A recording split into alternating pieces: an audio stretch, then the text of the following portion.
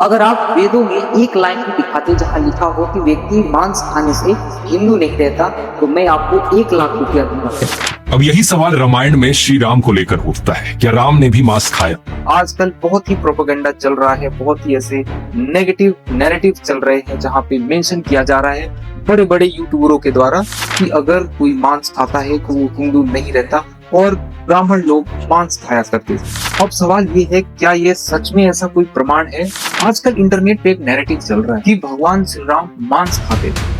जी हाँ, बहुत ऐसे यूट्यूबर हैं जो कि ऐसा दावा कर रहे हैं कि 14 साल के वनवास के दौरान प्रभु श्री राम ने मांस का भक्षण किया था और उसी आधार पे ये भी कहा जा रहा है कि हिंदुओं के लिए मांस खाना कोई बड़ी बात नहीं है और ब्राह्मण भी मांस खाया करते थे। लेकिन क्या ये पूरा सच है या कोई आधा अधूरा सच जो कि नैरेटिव फैलाया जा रहा है? देखो, आजकल की सबसे बड़ी प्रॉब्लम ये है कि इंफॉर्मेशन वायरल नहीं होता, इंटरप्रिटेशनल वायरल हो जाता है। एक कॉन्टेक्स्ट उठाओ, उसको वायरल वीडियो बनाओ और अपना नैरेटिव सेट करो। अब आप एक सिंपल सवाल उनसे पूछो, कभी वो रामायण को माइथोलॉजी बताते हैं तो कभी रामायण से एक प्रूफ निकाल के हमें बताया जाता है कि ये रामायण में ऐसा हुआ था, और ये भी बताते हैं रामायण से ही प्रूफ निकाल के कि रामायण में राम मांस खाया करते थे। तो देख रहे हो ये किस प्रकार के दोगलापन है।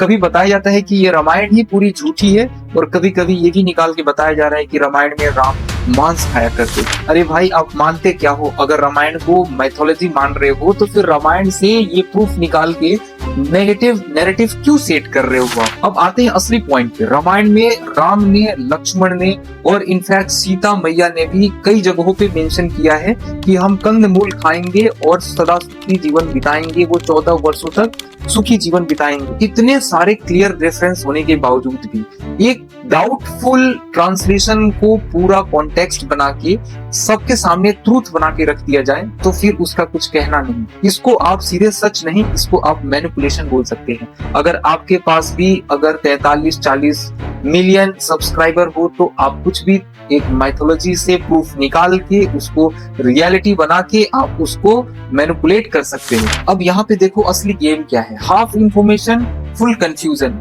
सुनने वाले बिना किसी वेरिफिकेशन, बिना क्रॉस चेक और बिना किसी रियलिटी चेक को वेरीफाई किए डायरेक्ट वो मान लेते हैं कि अगला जो बोल रहा है वो सच है, और इसको मैनिपुलेट करने के लिए कुछ लोग पीछे एक रिटन टेक्स्ट और एक रिटन स्टेटमेंट शो करते हैं जो कि पुराने ग्रंथों का रेफरेंस बोल के डालते हैं। लेकिन वाकई में ऐसा होता है? बिल्कुल भी नहीं, ऐसा कुछ नहीं होता। अगर आप उनके रेफरेंस को क्रॉस चेक करेंगे तो आपको पूरी सच्चाई पता चल जाएगा कि वो किस लेवल के आपको मैनिपुलेट कर रहे हैं, या आपके उनके जितने भी व्यूअर्स हैं वो इन चीजों को समझ जाए कि वो आपको किस लेवल के मैनिपुलेट किए जा रहे हैं। और मैं ये नहीं कह रहा हूँ कि वो सही कह रहा है या वो गलत कह रहा है। मैं ये कह रहा हूँ कि अगर कोई भी आपको स्ट्रॉन्ग ट्रूथ बताए, रेफरेंसेस दे या रेफरेंस का एग्जाम्पल दे या वर्स बताए या कोई श्लोक बताए, गीता का रेफरेंस दे, रामायण का रेफरेंस दे, तो आप उसको क्रॉस चेक करो। और अगर आपके रिलीजन्स के ऊपर या रिलीजन के ऊपर कुछ भी ऐसा स्टेटमेंट दे रहा है तो अगले के स्टेटमेंट पे भरोसा करने से पहले आप उसको क्रॉस चेक करो। हो सकता है कि क्रॉस चेक करने में या उसने जहां से भी रेफरेंसेस उठाए हो वो गलत है। आपके इमोशन से खिलवाड़ करना किसी का अधिकार नहीं है। आपको समझना चाहिए कि आपके धर्म के ऊपर मजाक उड़ाने का अधिकार किसी को नहीं है। इनफैक्ट आपके धर्म गुरु को भी नहीं। हमने माना है कि राम से बढ़ के राम का नाम।